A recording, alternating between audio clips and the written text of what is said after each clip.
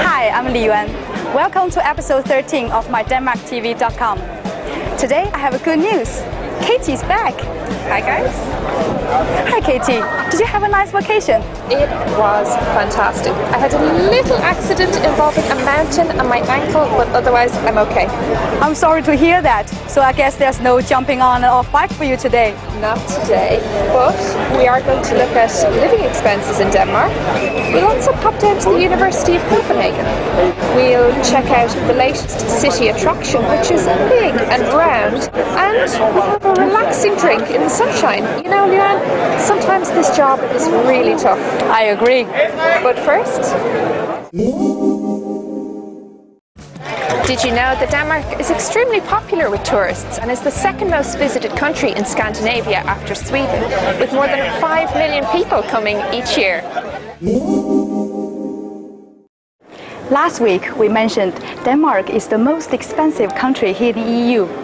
Today we want to take a closer look at average Danish salary, the living expenses and the tax system to give you a general idea about how expensive the so-called most expensive EU country actually is.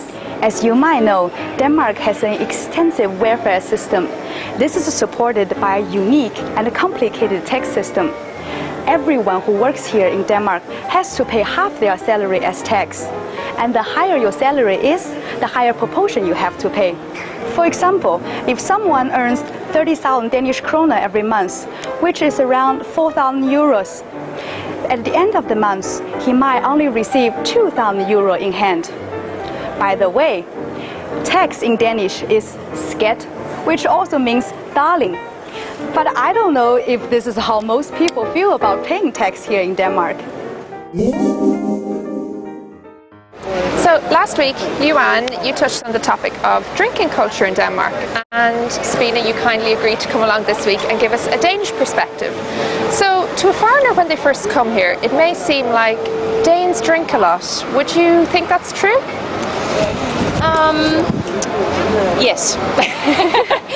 I would say that we have it as a really, really big part of our social life and the Danish word hygge that we've talked about earlier. I told you a little about that, and it's just something that's part of having a good time. It's something that you mentioned in the last episode about that we don't necessarily do it to get drunk or to dance or to loosen up, or we just do it because it's part of sitting there and just having a good time, and we don't have the plan of let's drink as much as possible and just get wasted. It's just socializing. So it does represent a part of the Danish culture, and it's important. Very much. Yeah, it is.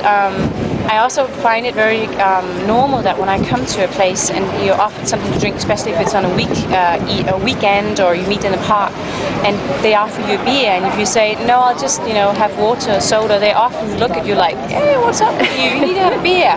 And it's sometimes a little annoying because it's quite alright for me to also say no, but it is just so much a part of our culture, I think. So when it's a good time, sun is shining, we need to have alcohol, like today. And is there any tips or little insider hints you could give to someone who's maybe not from a drinking culture, but they come to Denmark and they're hanging out with their friends? Well, I just think that you should remember that we are, like I said, we are doing it to socialize. We're not doing it to get really drunk or because we want to try and hide ourselves in the alcohol. So just see it as that's just part of the culture, and it's the evening will turn out more or less the same, even though we were not drinking. So don't be, intimidated by the fact that we drink, and feel free to say no, because we have to learn that sometimes people don't want to drink alcohol. And I've heard there's this word you're supposed to use. Have you heard it? Which word? When they drink. We drink. You raise the glass and you say skål. Skål. And you very often go like this, like that. This is the part where we get a little drunk. We go skål, skål, and that's where you want to leave the party. Should we try it together? Yeah, okay, sure. Skål, skål. The University of Copenhagen is one of the oldest in Europe, first opening its doors in 1479. Since then, hundreds of thousands of students have graduated from here, and today there are more than 37,000 students across 4 campuses like this one. of which at least 5,000 are international students, so maybe you'll be joining them. Now, the university is known for its research programs, and earlier this year hosted a massive international conference where hundreds of scientists and researchers from around the world gathered in Copenhagen to discuss the worrying problem of global warming. If you're a student who's maybe thinking of studying here, or you're just newly arrived, it's definitely worth checking in with the international office of the university, because they have loads of information about studying in Copenhagen, and of course about their 500 plus courses which are taught through English. When we came down to Axeltor to film a few weeks ago, it was pretty empty, but as you can see, Copenhagen has become the latest city to install a giant observation wheel. Now, a 15-minute trip on one of the capsules will take you 50 metres up in the air, where you'll be able to see nearby sites like Thule, Rådhuspladsen, and on a clear day, if you're lucky, maybe even Sweden. The wheel is open 7 days a week from noon until midnight. A ticket for an adult costs 75 kroner and 50 kroner for a child. And don't worry, there's plenty of time to check it out. The wheel is due to stay here until October, with a possible extension to Christmas, so there's plenty of time to give it a go.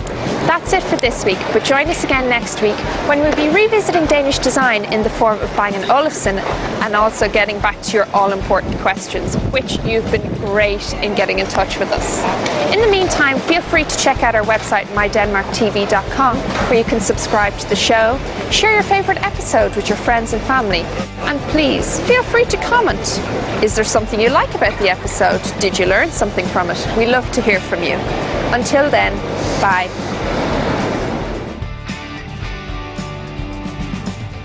Okay. Oh, right. Okay. He's really happy. And we want to give you your answers. Oh, sometimes it's easier to be a boy.